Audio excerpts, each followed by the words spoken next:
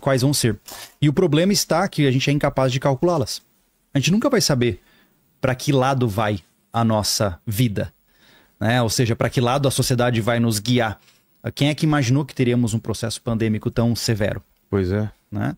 E foi, entre aspas, bastante previsível.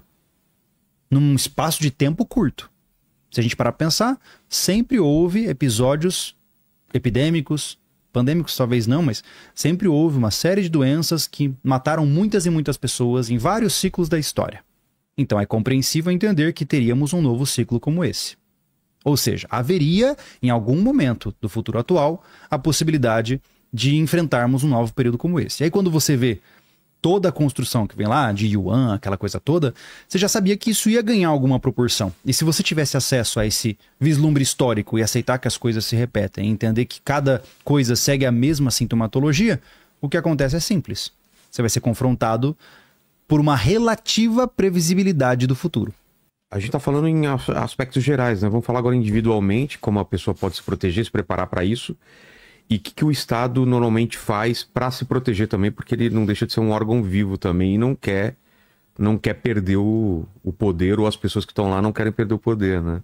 Sobre você. A minha opinião sobre isso é um pouco drástica, mas o Estado ele é uma entidade coercitiva, né? Ele impera, ele coloca leis e reforça essas leis pela ameaça à violência. Né? Mesmo a violência indireta, como, né, prejuízos financeiros, ou violência direta, como prisão e até, quem sabe, em alguns lugares do mundo, pena de morte. Então é importante entender que o Estado nem sempre ele vai seguir pelo caminho mais adequado. E geralmente, quando um organismo poderoso começa a colapsar, ele recorre à agressividade e à restrição. Então a gente pode sempre observar que um organismo em fase de morte estatal ele acaba adotando medidas mais restritivas, mais coercitivas, enfim, você tem um Estado cada vez mais bruto e mais corrupto e mais disposto a fazer o que é necessário para se manter relevante. E aí que você vê, até na história atual, a própria queda da União Soviética é a história característica disso, né? A tentativa de manter aquilo ali viável até o ponto onde ele cai pelo próprio peso depois de causar um grande estrago para muita gente. Então, o trabalho é que o Estado é isso. E a gente não tem o que fazer e ele vai continuar. Da nossa parte, o que a gente tem que entender é que se nós vivermos este processo de colapso, muito provavelmente a gente vai ter que lidar com leis cada vez mais severas, menor liberdade individual, porque é a tentativa de segurar, entende? E a gente pode pagar o preço por isso. Então, o que a gente pode fazer? Ficar o mais longe possível.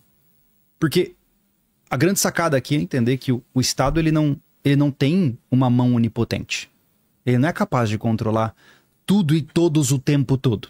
Ele é mais presente em algumas áreas, menos presente em outras. E cabe ao indivíduo que não se sente confortável com a ideia de estar amparado pelo Estado, encontrar um lugar onde o Estado tem uma presença mais fraca. Porque é isso, se você mora no centro de São Paulo, você vai sentir a mão do controle do Estado muito mais forte sobre você do que se você mora, sei lá, no interior do Pará, lá no meio da Amazônia, né? Lá, se você tiver extensão territorial grande o suficiente, não incomodar as pessoas erradas, você vai ter toda a liberdade do mundo para viver como você quer. Entende? Então, dentro pelo menos do sobrevivencialismo, a gente fala um termo que eu acho bem cunhado, que é a microliberdade. Porque liberdade é um conceito binário, certo? Ou se tem ou não tem, é isso? Existe meio livre? Entende? Porque ou é 0 ou é 1, ou você é livre e faz o que você pode e o que você quer, ou você não é livre. Por isso que a liberdade é utópica. A gente nunca viveu em plena liberdade, porque pelo menos as leis da física você está restrito. Verdade. Né? Então é importante entender que nós queremos rumar para um estado de liberdade, mas nunca chegaremos no estado per se. Então, primeiro passo que eu acredito, né, que a pessoa deve entender é: como eu gostaria de viver a minha vida se eu não precisasse prestar contas a ninguém ou ser punido por fazer as coisas que eu quero fazer? E aqui, cara, pode ser qualquer coisa. O cara pode, sei lá, eu quero, sei lá, andar pelado, sem ninguém me incomodar. Eu quero... entrar numa loja e pegar as coisas sem pagar. Aí é um pouco mais difícil, mas... Mas, eu quero plantar a minha droga e usar, por exemplo. Que seja, tá? Independente de ser certo ou errado, independente de ser bom ou não, o primeiro passo é entender que você faria